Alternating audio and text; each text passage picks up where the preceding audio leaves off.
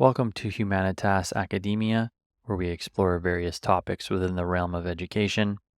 Today we're going to be talking about recent and significant changes to the Canadian higher education landscape that affect international students who study or wish to study in Canada.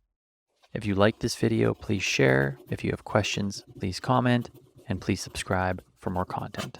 2023 has been a significant year for international students in Canada as the Canadian government has announced numerous changes that will affect how international students study in Canada in the coming years. From implementing a new study permit system to ensure that international students who receive admission letters to Canadian universities actually receive legitimate study permits, to changes in the number of hours that international students are allowed to work off campus during their studies, the Canadian higher education landscape for international students in Canada is changing drastically and quickly.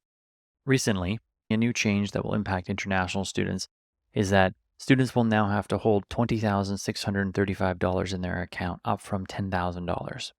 This is in addition to the first year of tuition and travel costs that they must pay. This money must be in the account in order for students to qualify for a study permit application. This change is going into effect as of January 1st, 2024. This change will undoubtedly affect who can come to Canada, as students may not be able to secure the $20,000 that they must demonstrate in order to secure a study permit.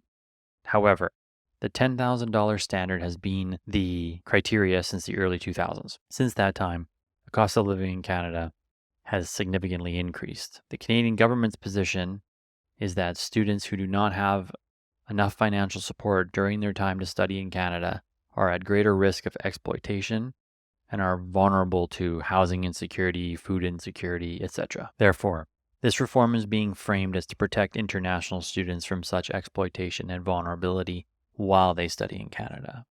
While this policy change will undoubtedly disqualify some students from studying in Canada and may upset others, $10,000 is simply not enough money to adequately support oneself as they live in Canada and go to university full-time. To be clear, this is not extra money that students are having to pay to study in Canada. The Canadian government is not taking money from students, but they are increasing the amount of money that international students must demonstrate that they have in order to qualify for a study permit. In addition to the cost of living requirement increase from $10,000 to $20,000 for an applicant, the government is continuing their policy of allowing international students to work full-time off campuses until April 30th, 2024.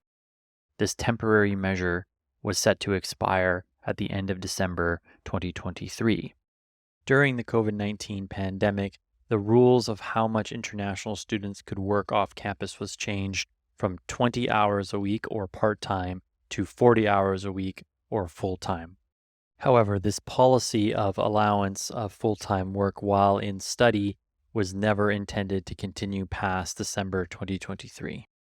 International students were always expected to be full-time students first and part-time workers second.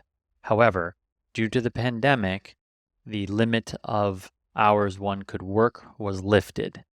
The government was reimposing this limit as of December 2023, but it is now extending it until the end of the school year, which is, again, April 30th, 2024.